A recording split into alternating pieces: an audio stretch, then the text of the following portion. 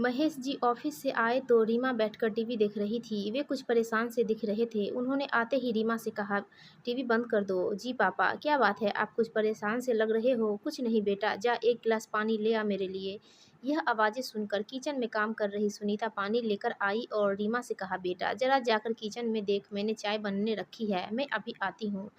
रीमा अंदर चली गई। तब सुनीता ने पूछा, क्या बात है, आप बहुत परेशान दिखाई दे रहे हैं। सुनीता, मेरी नौकरी चली गई। कंपनी काफ़ी समय से घाटे में चल रही थी। मेरे साथ कई लोगों को काम से निकाल दिया गया है। समझ नहीं आ रहा आगे क्या होगा। इस घर का किराया, गाड़ी की किस्त, रीमा की शादी के लिए जो एसआईपी शुरू की है, वह सब कहाँ से जाएगा। आप चिंता मत कीजिए, आपको इतना कुछ आता है, कोई न कोई नौकरी मिल जाएगी। हम एक काम करते हैं, कुछ दिन के लिए एसआईपी बंद कर देते हैं। नहीं नहीं, बेटी की शादी के लिए अभी से कुछ जोड़ेंगे तभी तो कुछ बन पाएगा।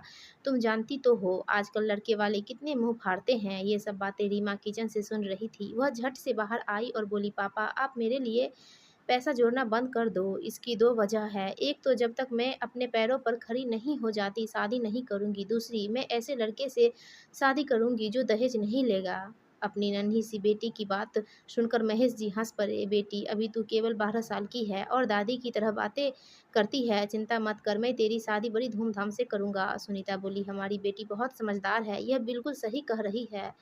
यह कहकर तीनों हंसने लगे और घर का माहौल खुशनुमा हो गया। अगले दिन सुबह महेश जी तैयार हो रहे थे, तभी सुनीता ने पूछा, आज सुबह सुबह कहाँ चल दिए। वो आज संडे है, अपने कुछ दोस्तों से मिलने जा रहा हूँ, शायद कहीं नौकरी का इंतजाम हो जाए। उनके जाने के बाद सुनीता फ़ोन पर अपने भाई से बात करने लगी। वो रो रही थी, भैया ये किसी को कुछ बता नहीं रहे हैं लेकिन बहुत परेशान है। क्या करूँ कुछ समझ नहीं आ रहा। अगर इन्हें जल्द नौकरी नहीं मिली तो न जाने हमारा क्या होगा। रीमा अभी-अभी स्कूल से आई थी। वह मम्मी से खाना लेने आ रही थी। तभी गेट के पीछे से उसने सारी बातें सुन ली। उसके लिए यह सब नया था। उसे सारी बातें समझ में आ रही थी। उसके मम्मी-पापा कितने परेशान थे। अगले दिन महेश जी घर में बैठे थे। आज रीमा की छुट्टी थी। घर का माहौल एकदम शांत था। कोई किसी से बात नहीं कर रहा था। पापा, आप भी ताऊ जी की तरह कोई बिज़नेस क्यों नहीं करते? सुनीता बोली, बेटा ये सब क्या सुबह-सुबह लेकर बैठ गई? ताऊ जी ने कई सालों से बिज़नेस जमाया है, हम ये सब कैसे कर सकते हैं? इसके लिए पैसा कहाँ से आएगा? मम्मी, मेरी शादी के लिए आप बचपन से सेविंग कर रहे हैं, अगर उस पैसे से पापा बिज़नेस शुरू कर दें तो कैसा रहेगा? महेश जी बोले, नहीं नहीं बेटा, हम उस पैसे को तो हाथ भी नहीं लगा सकते। कल बिजनेस नहीं चला तो सारा पैसा डूब जाएगा। पापा, क्या हो जाएगा अगर पैसा डूब गया? मैं बड़े होकर पैसा कमा लूंगी, फिर शादी कर लूंगी। आपको मेरी कसम, मेरी चिंता छोड़कर उस पैसे से बिजनेस शुरू कर लीजिए। अगर चल गया तो हमारी सारी परेशानी दूर हो जाएगी। हम हमेशा परेशान रहते हैं। ताऊ जी और उनका परिवार कितने मज़े में रहते हैं। सुनिए जी, मुझे लगता है रीमा ठीक कर रही है। अभी तो काफ़ी समय है, हमें ये करके देखना चाहिए। क्या पता ऊपर वाले की भी यही मर्ज़ी हो। काफ़ी समझने के बाद महेश जी बिज़नेस करने के लिए तैयार हो गए। अगले दिन से उन्होंने अपने दोस्तों से सलाह लेना शुरू किया। कुछ ही दिनों में उन्हें बिज़नेस के लिए आइडिया मिल गया। उन्होंने बिज़नेस शुरू कर लिया। शुरू में बहुत परेशानी आई, लेकिन धीरे-धीरे उनका बिज़नेस अच्छा चलने लगा। पूरा परिवार बहुत खुश था। धीरे-धीरे समय बीतने लगा। रीमा ने बड़े होकर अपनी पढ़ाई पूरी की और फिर वह पापा का बिज़नेस सँभालने लगी। एक दिन रीमा ने पापा से कहा, पापा अब आप आराम कीजिए, इस बिज़नेस को अब मैं सँभाल लूँगी। लेकिन बेटी, अब तो तेरी शादी का समय हो रहा है। 1-2 साल में तेरी शादी करेंगे, फिर तू अपने घर चली जाएगी, तब यह बिज़नेस मुझे ही सँभालना पड़ेगा। नहीं पापा, यह बिज़नेस मैं सँभालती रहूँगी। मैं उसी लड़के से शादी करूँगी जो मुझे यह सब करने के लिए राज़ी होगा। महेश जी और सुनीता ने बहुत समझाया लेकिन रीमा नहीं मानी।